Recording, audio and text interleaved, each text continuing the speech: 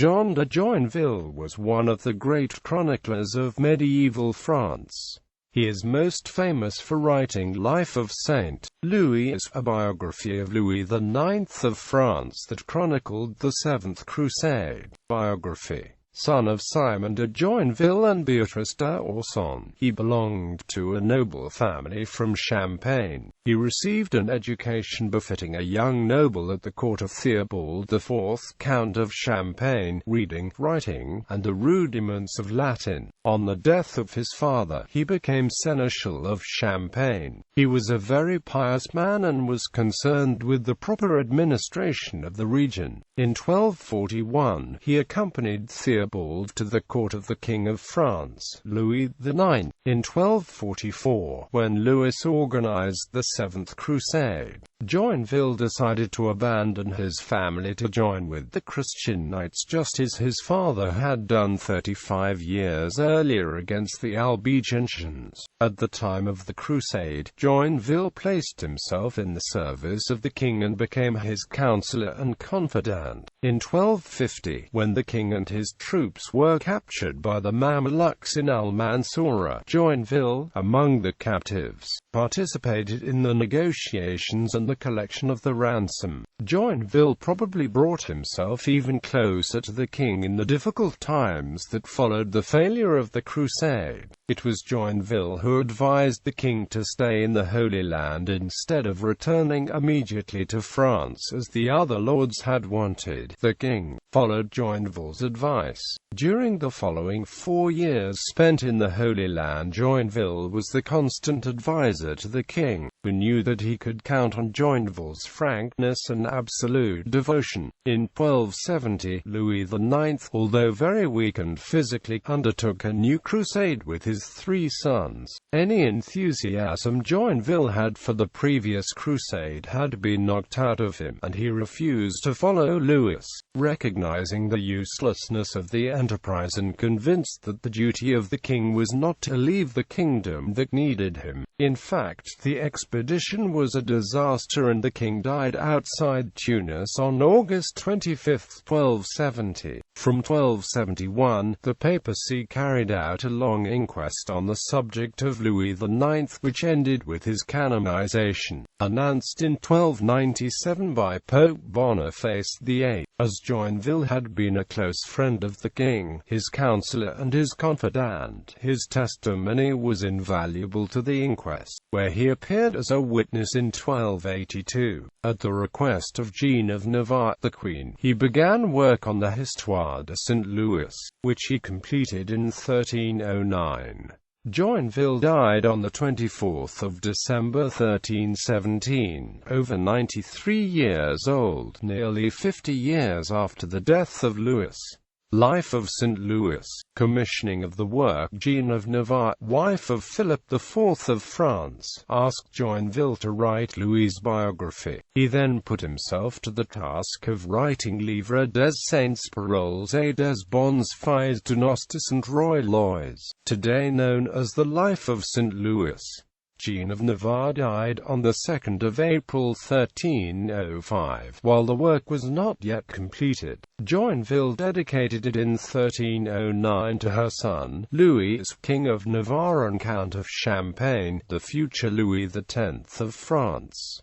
Composition and date. As noted, the book was not completed when Jeanne of Navarre died in 1305. In addition, the oldest existing manuscript ends with this note: Ce fut script en l'an de Grace Mill, CCCA, XIXème d'octobre.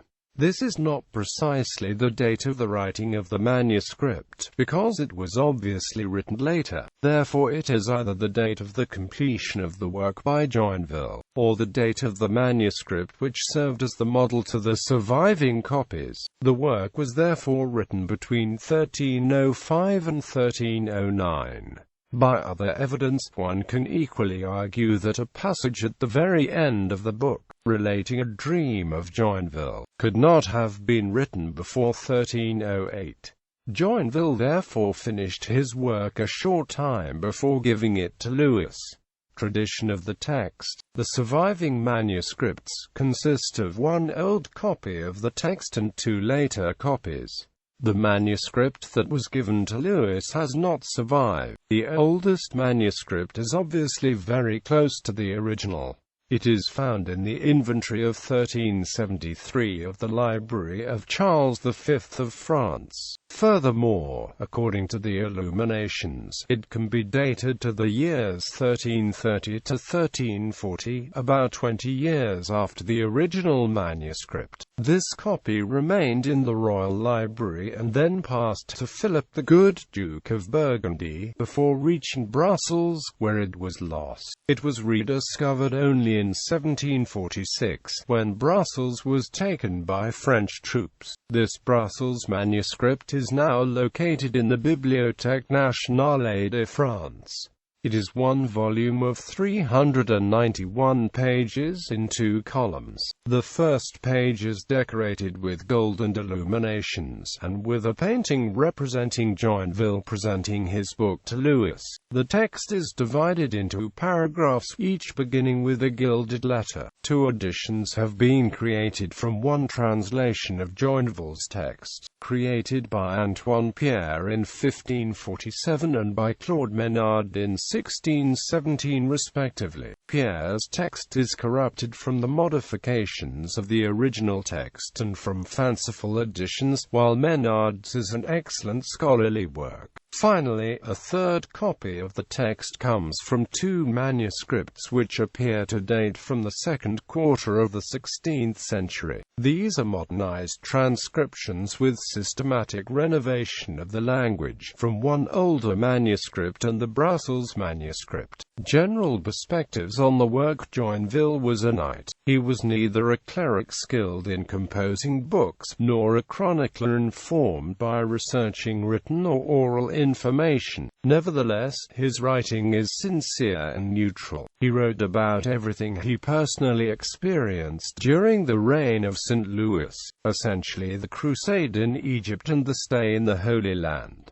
His narrative is full of life, anecdotes and even humor. It is more of a personal testimony about the king than a history of his reign. The freshness and precision of his memories are impressive, especially since he wrote his work some decades after the fact. Certain medievalists explain this by supposing that Joinville had often recounted his past orally, or that he had previously committed it to writing before beginning his work. Joinville speaks almost as much about himself as he does about the king, the subject of his book, but he does it in such a natural manner that he never gives the impression that he wants to place himself above the king. Thus we have an incomparable clarity about the ways of thinking of a 13th century man. For this reason, modern editors have sometimes said the work is more of a memoir than a history or a biography of St. Louis.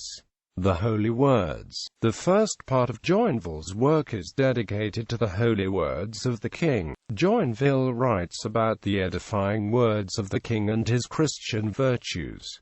Speeches are very important among Louis's court. His speech is moral and didactic, reflecting the speech of the preachers who surround him. It transmits a moral and religious teaching and often aims to strengthen the faith of the recipient. An intimacy exists between the king and his followers, who express themselves particularly in the conversation. The king invites his audience to respond to his questions, often with the aim of instructing them with moral and religious plans. This importance of the royal speech is particularly well rendered by Joinville, who often has his characters speak. He is one of the first memoirists to integrate reconstructed dialogue into a tale. He most often uses a direct style and marks the interventions of his characters with "he said" or "he did." And Joinville never has his characters speak in long monologues. The lessons are always shown from dialogue. In In addition, it is through the words of the king that his profound faith and sanctity are shown. For Joinville, Louis IX embodies the ideal prudent, pious, courageous, kind, intelligent and wise,